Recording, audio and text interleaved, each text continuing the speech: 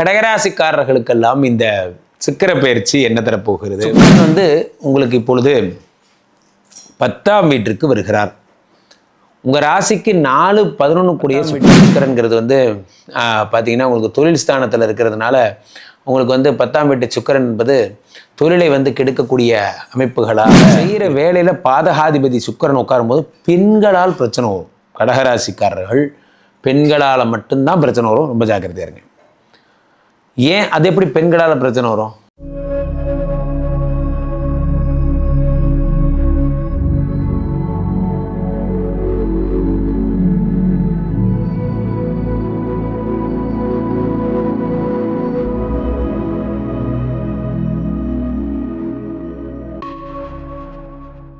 உலகெங்கிலும் இருக்கும் ஆன்மீக பரிகார நேயர்கள் அனைவருக்கும் வணக்கம். நான் உங்கள் ராம்ஜி. கடகராசிக்காரர்களுக்கெல்லாம் இந்த சுக்கிர பயிற்சி என்ன தரப்போகிறது? சுக்கிர மூர்த்தி சுபமிக ஈவாய் வக்கரமின்றி வரமிக தருள்வாய் வெள்ளி சுக்கிர வித்தக வேந்தே அள்ளி கொடுப்பாய் அடியாறு கருளேனா. அந்த மாதிரி இந்த சுக்கிரனுடைய விஷயங்கள் எல்லாமே பார்த்தீங்கன்னா சுக்கிரன் உங்களுக்கு இப்பொழுது 10ஆம் வீட்டிற்கு வருகிறார். உங்கள் ராசிக்கு 4, 11 கூடிய சுக்கிரன். இந்த ஆள் செத்துங்கெடுத்தான் சீதக்காதிங்கிற மாதிரி தான். இந்த ஆள் எப்படியுமே ப்ராப்ளம் மட்டும்தான் பண்ணுவார். இந்த சுக்கிர பகவான் 10ஆம் வீட்டிலே வரும் பொழுது என்ன ஆகுதுன்னா, அந்த பாதகாதிபதி சுக்கிரன் 10ஆம் வீட்டில் வருவது ஒரு மோசமான ஒரு விஷயமாக கருதப்படுகிறது. 10ஆம் வீட்டுக்கு சுக்கிரன் வரக்கூடாது. அப்போ வரும்போது தொழில் ஸ்தானத்தில் ரொம்ப ஜாக்கிரதையாக இருக்கும். கடகராசிக்காரர்கள் இந்த ஒரு மாதம் ஜாபை பத்திரமா பார்த்துக்கணும். ஏன் சார் கடகராசிக்கு ஒரு விடிவு காலமே இல்லையா? அப்படிலாம் ஒன்றும் கிடையாது. அது என்னமோ தெரில. இப்போ மிதுன ராசிக்காரங்களுக்கு வரிசையாக நல்லதே நடக்கிற மாதிரி கடகராசிக்காரங்களுக்கு வரிசையாக ஒன்று ஏழ்றையாக வந்துக்கிட்டே இருக்குது. இப்போ தான் ஒரு அஷ்டம சனி முடிஞ்சுது. அது முடிஞ்சதுக்கப்புறம் இப்போ தான் ராகு கேது பயிற்சியில் ராகு இதுக்கும் 2ஆம் வீட்டில் கேதுவும் வந்தார். இந்த பக்கம் என்னன்னா சுக்கிரன் 10ஆம் வீட்டுக்கு போயிட்டார்.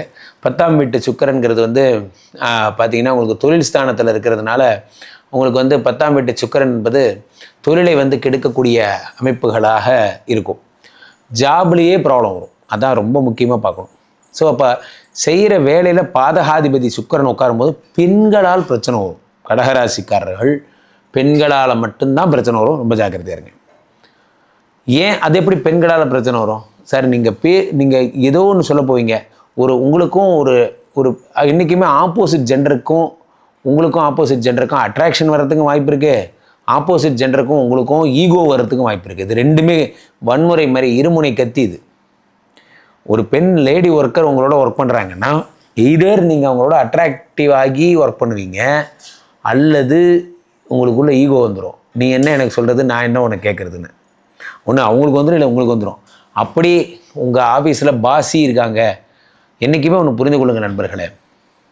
என்றைக்குமே ஒன்று புரிஞ்சுங்க. பாஸ்கிட்ட வேலை செய்கிறது ஈஸி, பாஸிக்கிட்ட வேலை செய்கிறது கஷ்டம். பாஸ்கிட்ட வேலை செய்கிறது ரொம்ப ஈஸி.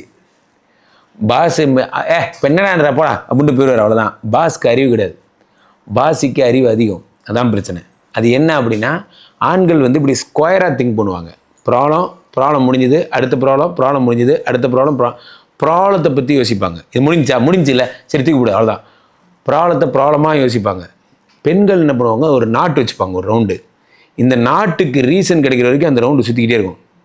அப்போது அன்றைக்கி நீ இதை பண்ண, ஆமாம் ஏன் பண்ண, அது பண்ணேன், அந்த நாடு திரும்ப சுற்றிடும். அன்றைக்கி நீ இதை பண்ண, ஏன் பண்ண, ஐயோ அன்றைக்கி நான் காலையில் பசியில் இருந்தேன், சரி 11ஆம் மணிக்கு நான் வரத்துக்கு தான் கிளம்பினேன், சரி ஃபோன் பண்ணும்போது லைன் கிடைக்கல, அது எப்படி கிடைக்காம போவோம்?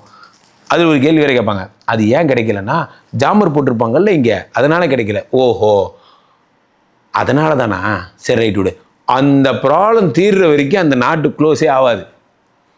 அப்போ பெண்கள்கிட்ட பாஸிட்ட ஹேண்டில் பண்ணும்போது ரீசன்ஸ்லேருந்து ஸ்டார்ட் பண்ணணும்.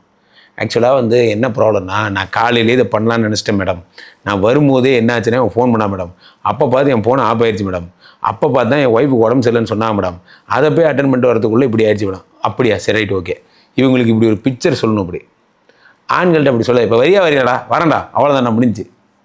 இவனுக்கும் அறிவு கிடையாது, அவனுக்கும் அறிவு கிடையாது. ஆனால் பெண்கள் என்ன பண்ணுவாங்க, அந்த ரீசன் அதுக்கு பின்னாடி, நீ இத்தனை நாள் இப்படி கேட்டதில்லை, இப்போ என்ன புதுசாக கேட்குற, அப்போ நீ என்ன பண்ண, கரெக்டாக கண்டுபிடிச்சிடுவாங்க இவங்க. அதனால தான் பாஸிக்கிட்ட வேலை செய்கிறது கஷ்டம், ரொம்ப கஷ்டம். அப்போ நீங்கள் பாஸிக்கிட்ட ஹேண்டில் பண்ணும்போது ஈகோலாம் இல்லாமல் உண்மையாக சொல்லிட்டீங்கன்னா பிரச்சனையே கிடையாது. ஆக்சுவலாக நேற்று நைட்டு நான் கொஞ்சம் அந்த மாதிரி பார்ட்டிக்கெலாம் போயிட்டு வந்து தூங்கிட்டேன் மேடம், நான் காலைல தான் மேடம் எந்திரிச்சேன். சரி எந்திரிச்சு தொலை, அதான் மறந்துடுவாங்க. ஆனால் அந்த பாஸுக்கிட்ட உண்மையை தான் சொல்லணும், பாஸுக்கிட்ட பொய்யா தான் சொல்லணும். மாற்றி பாஸுக்கிட்ட பொய் சொல்லாதீங்க, மாட்டிப்பீங்க. ஏன்னா அவங்களுக்கு தெரியும், உங்களுக்கு முன்னாடியே அதை விசாரிச்சிருப்பாங்க. அவங்க தெரிஞ்சுக்கிட்டு தான் போனே பண்ணுறாங்க. நீங்கள் என்னமோ தெரியாத மாதிரி நினச்சிக்கிறீங்க. அவங்க உங்கள்கிட்ட கேட்குறது கன்ஃபர்மேஷன் கிடையாது.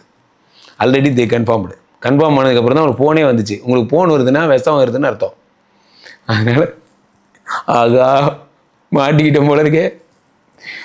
அப்போது கடகராசிக்காரர்கள் 10ஆம் வீட்டிலே சுக்கிரன் வரும்பொழுது ரொம்ப ஜாக்கிரதையாக, உங்கள் வேலை நேரத்தில் யாராவது பெண்கள் இருந்தாங்கன்னா அவங்கள்ட்ட என்னம்மா நேற்று தான் கொடுத்த, நான் தான் பண்ணேன், இப்போ சரி குடும்பம் உனக்காக பண்ணுறம்மா, அந்த உனக்காக நீங்கள் சொன்னீங்கிறதுக்காக நான் I always respect you madam. பாருங்கள் லஞ்ச் டைமு நீங்கள் இப்போ சொல்லியிருக்கீங்க, முடிச்சுட்டு தான் சாப்பிட போகிறேன், அப்பப்போ ரெண்டு பாயிண்ட் அப்படி போட்டுக்கிட்டே இருக்கணும். ஆமாம் பார்த்துங்க, உங்களுக்காக அவங்களே சரி பரவாயில்ல போ போய் சாப்பிடு போ அப்படின்ட்டாங்கன்னா விட்டுருவாங்க. அது வரைக்கும் உங்களுக்கு தண்டனை தான்.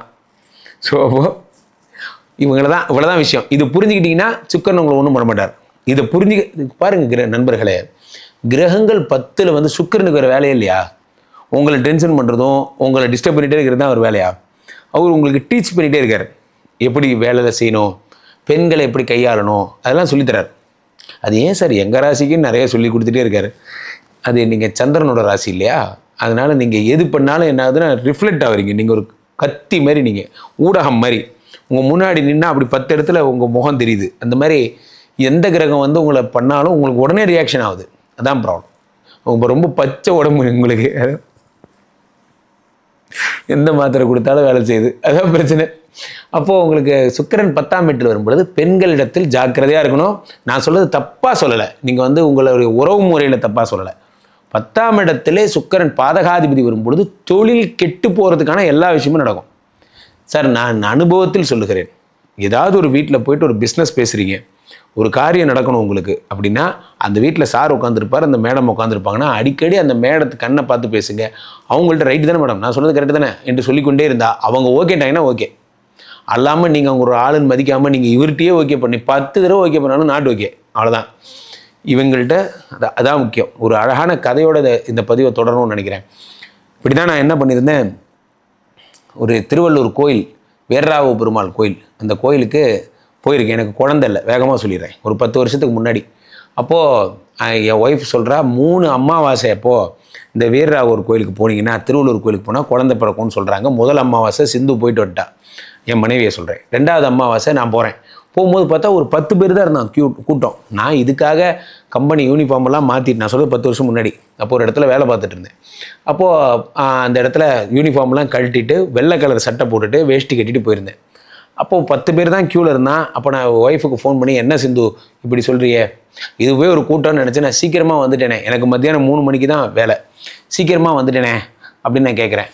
இல்லை அங்கே நிறைய ஹெவி க்ரௌடான கோயில் தான் அது. இல்லை 10 பேர் தான் நிற்கிறான், இதை போய் ஒரு கோயிலுங்கிற அப்படின்னு சொன்னோன்னே பார்த்தா அப்படி நெருங்கி முன்னாடி போகிறேன். நான் நின்னது லக்ஷ்மி கியூ. அட லூத்து பிள்ளை, ஜென்ரலாக என்ன பண்ணுவாங்கன்னா பெருமாளை முடிச்சுட்டு தான் லக்ஷ்மி அட்டன் பண்ணுவாங்க. நான் லக்ஷ்மியை ஃபஸ்ட்டு போகணுன்னு பார்த்துட்டேன். இது என்ன இது மாதிரி நம்ம தப்பாக பண்ணுறோமோ, சுவாமி பார்த்துட்டு தான் அம்பாவை பார்க்கணும். அப்போது 3 ஆள் தந்ததுக்கப்புறம் சிந்துவுக்கு ஃபோன் பண்ணி, நீ சொன்னது கரெக்டு தான், நான் லூஸ் மாதிரி லக்ஷ்மி கியூவில் நிற்கிறேன், அங்கே சுவாமி கியூ 2000 பேர்கிட்ட நிற்கிறான் அப்படின்னோடனே, சரி போய் மாறி போய் நில்லு போ அப்படின்னு என் ஒய்ஃப் சொல்கிறா. எனக்கு மாறி போய் நிற்க மனசு வரல. நின்னாச்சு, இப்போ நான் போனால் லக்ஷ்மி இன்சல்ட் பண்ணுற மாதிரி அப்படின்னு என் மனசுக்கு தோணுச்சு. சரி நின்றுவான், லக்ஷ்மிகிட்டே கேட்போம், அவங்க வீட்டுக்காரர் தானே, அவங்க நினச்சா ஏதாவது சத்தியமாக நினச்சேன் சார். அப்படியே ஒரு 3 பேர் முன்னாடி நின்னாங்க. நான் போனதுக்கப்புறம் அந்த தீட்சிதர் சொல்கிறாரு, நல்லா அம்பாளை முகத்தை பார்த்துக்கோங்க, மேடம் தான் ஹோம் மினிஸ்டர், மேடம் நினச்சா என்ன வேணால் நடக்கும் அப்படின்னு சொல்கிறாங்க. அது எப்படி என் காதில் விழுது, ஹோம் மினிஸ்டர் நான் போய் இந்த 2000 பேரில் நின்று என்னைக்கு சாமியை பார்த்து அப்படின்னு போகிறேன். அங்கே மேலே வந்து குண்டாக வச்சுருப்பான் திருவள்ளூர் வீரராக பெருமாள் கோயிலில். அதில் ஒரு கூண்டில் என்ன பண்ணுறாங்க, யாரோ அந்த ஏரியா எம்எல்ஏவா யாருக்கோ ஒருத்தர் பர்த்டே போடுறதுக்கு அன்றைக்கி வர்றவங்கெல்லாம் என்ன பண்ணுறாங்க, ஐயா வந்து எம்எல்ஏ ஐயா வந்து மேலே ஏறுறாரு. இதில் அந்த கூண்டு, அது விஐபி என்ட்ரன்ஸ், அது விவிஐபி என்ட்ரன்ஸ், அந்த என்ட்ரன்ஸில் அவங்க ஏறுறாங்க. அப்போது நான் வெள்ளை சட்டை போட்டுட்டு நடந்து வந்தோடனே, எங்கேப்பா போகிற வா அப்படின்னு சொல்லி என் கையை பிடிச்சி மேலே ஏற்றி விட்டாங்க. யார் அந்த கூண்டு ஏற்றுறவர். என்ன ஏற்றிட்டாங்க. நான் வந்து 4 ஸ்டெப் தான் சார் வச்சுருப்பேன். 4 ஸ்டெப் தான். சுவாமி நோக்கி முன்னேறினேன். அப்படி தூக்கி மேலே வச்சுட்டாங்க. இப்படி திரும்பி பார்க்குறேன், சுவாமி படுத்திருக்கார். ஸ்ரீரங்கம் மாதிரி இப்படி படுத்திருக்கார் வீரராகவர். ஒரு நிமிஷம் எனக்கு ஒன்றுமே புரியல. இந்த ஆற்றுல ஒரு பாம்பு ஒன்று ட்ராவல் பண்ணால் அதை பிடிச்சி தரையில் போட்டு விட்டிங்கன்னா அது எப்படி, என்னடா நம்ம ஒன்றுமே புரியும். இவ்வளோ நேரம் நம்ம நீந்திட்டு தானே இருந்தோம், இப்போ என்ன தரையில் வந்துட்டோம். அந்த மாதிரி இவ்வளோ நேரம் நம்ம அங்கே தானே நின்று, என்ன சுவாமி முன்னாடி நின்றுட்டு இருக்கோம் அப்படின்னு. அப்போ அந்த அது சொன்னது என் காதில் கேட்டுச்சு. மேடம் தான் ஹோம் மினிஸ்டர், மேடம் நினச்சா என்ன வேணால் நடக்கும். அதை நான் சத்தியமாக உணர்ந்தேன். கண்ணில் தண்ணி. அப்போ லக்ஷ்மிக்கு போய் தேங்க்ஸ் சொன்னேன், உன் பவர் தெரியாமல் இப்போ விளையாண்டேன் அப்படின்னு சொல்லி. அந்த மாதிரி எதுக்கு சொல்கிறேன்னா, 10லே சுக்கிரன் வரும்பொழுது உங்களுக்கு பாசி இருந்தாங்கன்னா ஓடி போய் கால் விழுந்துருங்க. அல்லது பக்கத்தில் யாராவது உங்களுக்கு வேலை செய்கிற இடத்துல பெண்கள் இருந்தால் ஈகோ பாராட்டாமல் வேலை செய்கிறது உங்களுக்கு நல்லது. கீழே போயிட்டு இந்த 2 நம்பரை கூப்பிடுங்க. உங்களோட சொந்த ஜாதகத்தை பார்த்துக் கொள்ளுங்கள். உலக புகழ் வாய்ந்த நமது ஸ்ரீமடம் இந்தியா இப்பொழுது ஸ்ரீமடம் மலேசியாவிலும் உதயமாகிறது.